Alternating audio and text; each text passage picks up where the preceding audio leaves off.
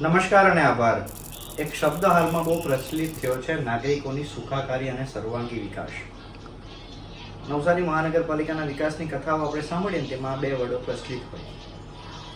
હાલ ગઈકાલથી જે વાત શહેરમાં જાગી છે કે કન્સલ્ટન્સીના 3 માણસોને હાયર કરવામાં આવ્યા અને વાર્ષિક લગભગ 80 લાખ પ્લસ જીએસટી એટલે લગભગ 90 લાખ રૂપિયા જેટલાનો પગાર ચૂકવાઈ રહ્યો છે.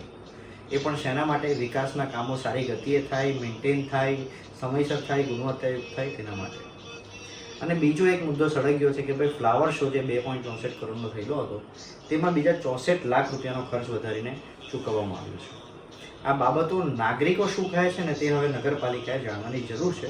અને તેથી આપણે કેટલાક નાગરિકોને અને જાગૃત જે સભ્યો છે નવસારીના, જે શહેરનું સારું ઈચ્છે છે અને શહેરના વિકાસમાં હંમેશા આગળ વધતા હોય છે, તે લોકોની આપણે પ્રતિક્રિયા આપણે જાણીશું. મહિલા સાહેબ, એક એજન્સીના 3 માણસોને હાયર કરવામાં આવ્યા છે, આપને મુદ્દો ખબર છે. આ ખર્ચ અને ફ્લાવર શો પાછળ બીજા 64 લાખ રૂપિયા અત્યારે ફાળવવામાં આવ્યા છે. આ બધી બાબત વિશે આપ એઝ અ જનરલ સિટીઝન શું કહેશો?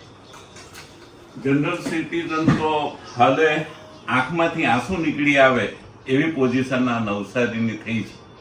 અને એ એટલા માટે આંખમાંથી આંસુ આવે કે જે નાગરિકોના પસીનાના પૈસા છે એને વેડફ્યા હોય તો પણ આપણે ચાલો એક તબક્કે માને કે કોઈ ડિસિઝન એવું ખોટું થાય તો પૈસા વેડફાય. આ તો પૈસા વિકાસના નામે ડઈ વાતો કરવાની અને એ પૈસા પોતાના ઘરે લઈ જવાના લોકોના આ જ એક કામ જે છે કેટલા સમયથી નવસારીની અંદર આપણી આંખે આપણે જોઈ રહ્યા છીએ.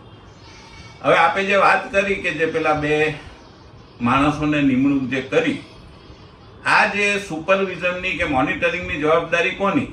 એ ચૂંટાયેલા સભ્યો અને કમિશનરશ્રી અને એનાથી ઉપર કલેક્ટરશ્રીની છે. ને ત્યાર પછી ચૂંટાયેલા પ્રતિનિધિઓ જે છે તે લોકોની વિશેષ જવાબદારી છે.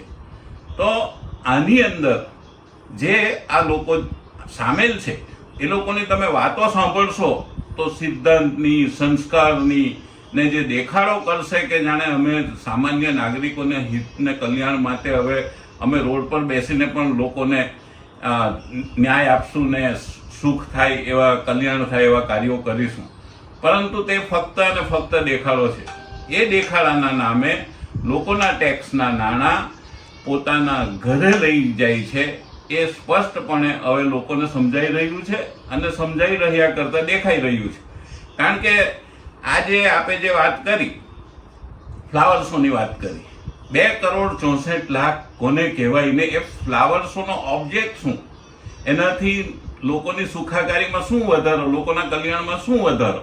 લોકોનું કલ્યાણ ને લોકોને સુખાકારી આપવી હોય તો મહાનગરપાલિકા કે નગરપાલિકાએ રસ્તા, ડ્રેનેજ જે છે, પાણી છે, એની અંદર તમે જો તો ઝીરો છે. દિવસે દિવસે સુખાકારી વધવાની જગ્યાએ સુખાકારી ઘટી રહી છે.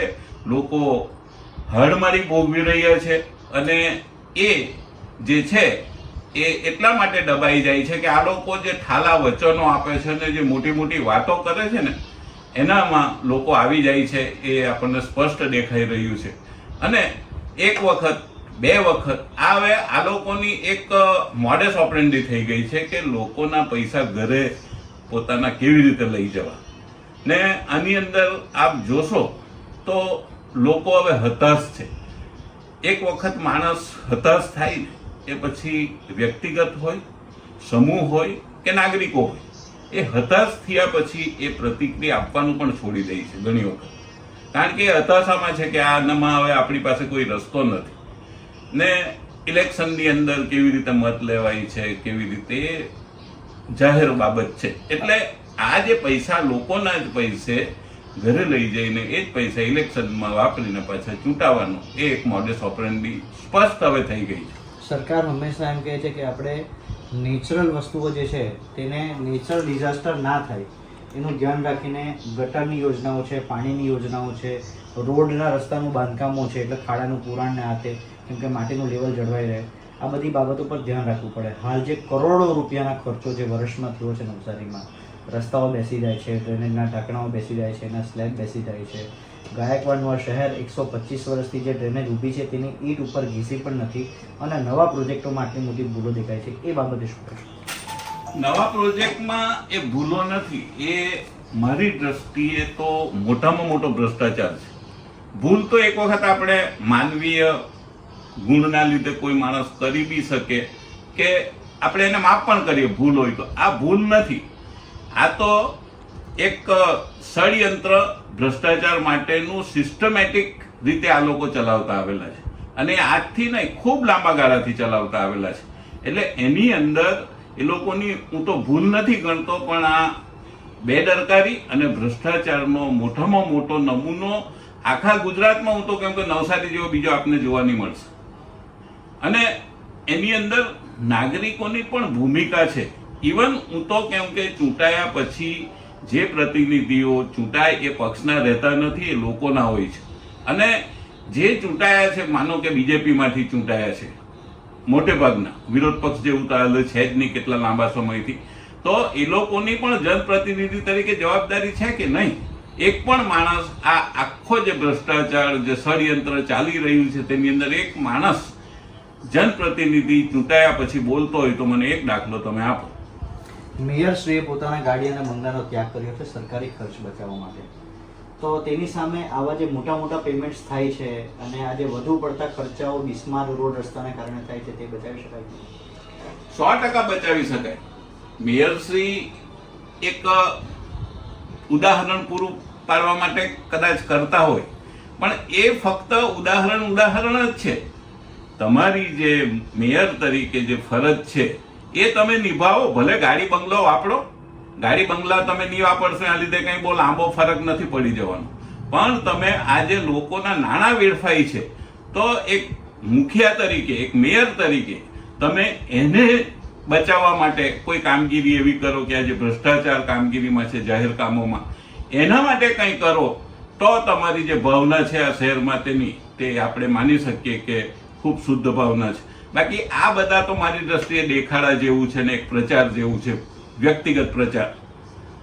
તમને ગાડીને બંગલા આપ્યા જ એટલા માટે છે કે તમે આજે લોકો કલ્યાણના કામો જે છે એમાં લોકોના પૈસા વેડફાય નહીં, લોકોને જે સુખ સુવિધા મળવી જોઈએ તો મળે, એના માટે તમે એ વાપરો. તમે એના માટે કંઈ ના નથી. એ નહીં વાપરીને પછી જો આ જ ભ્રષ્ટાચાર ને આ જ લોકોને હળમારી જો ભોગવવાની હોય તો એ બંગલા ગાડી છોડવાનો મારી દ્રષ્ટિએ કોઈ મતલબ દેખાતો નથી. એ ફક્ત દેખાડો રહી જાય છે, દેખાડો જ ગણાય. અન્ય બે સભ્ય સમાજના વ્યક્તિઓ અને શહેરના સારા નાગરિકો આપણી જોડે છે. આશીષભાઈ, નમસ્કાર. નગરપાલિકાએ ગયા વર્ષે કમિશનર સાહેબે પોતાની સત્તાની રૂએ એક ઠરાવ કરીને 3 કર્મચારીઓને નોકરી આપી. એક એજન્સીના માણસો છે, શહેરમાં વિકાસના કામો થાય તેના ઉપર દેખરેખ રાખવાની, સારા કામો થવો જોઈએ. એમને 90 લાખ રૂપિયા લગભગ વર્ષે ચૂકવાય છે. અને બીજો મુદ્દો એ છે કે જે ફ્લાવર શો કર્યો હતો 2.64 કરોડનો, તેમાં 64 લાખ રૂપિયા વધુ ખર્ચવામાં હજુ આવશે. શહેરની સુખાકારીના વિકાસના પ્રોજેક્ટો જે થવા જોઈએ તેની સામે આ બધો ખર્ચ કેવો લાગે છે? હું માનું ત્યાં સુધી કાયદેસર સત્તાની રૂએ કમિશનરે કરેલા પાપ કહેવાય હું માનું. અને જ્યારે મારું એ પણ માનું કે તમારી પાસે કોઈને નિયુક્ત કરવાનો જ્યારે પાવર હોય તો તમે એને બરખાસ્ત પણ કરી શકો. એટલે હું માનું ત્યાં સુધી સત્વરે નવા કમિશનરશ્રી, નવા મેયરશ્રી, સ્ટેન્ડિંગ કમિટીના ચેરમેન અને એઓએ સત્વરે નિર્ણય લઈને એમને બરખાસ્ત કરવા જોઈએ. કારણ કે છેલ્લે એ બોજો તમારા ગજવા ઉપર જ આવવાનો છે. અને જો દરેક વાતમાં પ્રજા આન્સરેબલ હોય, જવાબદાર હોય, તો આ કમિશનરો કે અધિકારીઓ પાપ કરે, છાસવારે લોકોને 2 નંબરના મકાન બાંધવા દે, એક્સટેન્શન કરવા દે અને પછી તૂટે અને એ લોકો રસ્તા પર આવી જાય, તો એ લોકો પણ જવાબદેહ હોવા જોઈએ, એ લોકો પણ આન્સરેબલ હોવા જોઈએ. એ લોકોનું જીપીએફ અટકાવવું જોઈએ, એ લોકોનું પેન્શન અટકાવવું જોઈએ, એ લોકોની પાસે આર્થિક વળતર પાછું લેવું જોઈએ.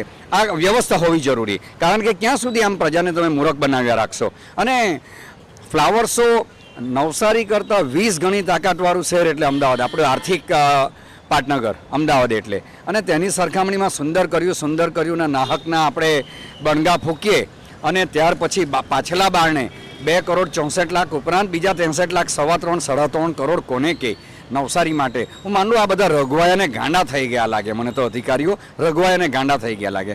કોઈ એવો વ્યવસ્થિત ઉપયોગ કરો કે જે પ્રજાને ઉપયોગી થાય. પ્રજાને મેં અગાઉ પણ મારા ઓપિનિયનમાં કહ્યું હતું કે 2-5 સારા બિલ્ડરો હોય, પ્રોફેસર હોય, શિક્ષકો હોય, વકીલો હોય, જાહેર જીવનના માણસો હોય, NGO હોય, આવાને પૂછો કે ભાઈ આપણે નગરનો વિકાસ કરવો છે તો કઈ રીતે કરીએ જેથી અમે પ્રતિષ્ઠા પામીએ અને પ્રજાને વધારે સુખ અને સુવિધાઓ મળે. ભાવેશભાઈ, તમે શું કહેશો આ બંને ખર્ચો? નમસ્કાર.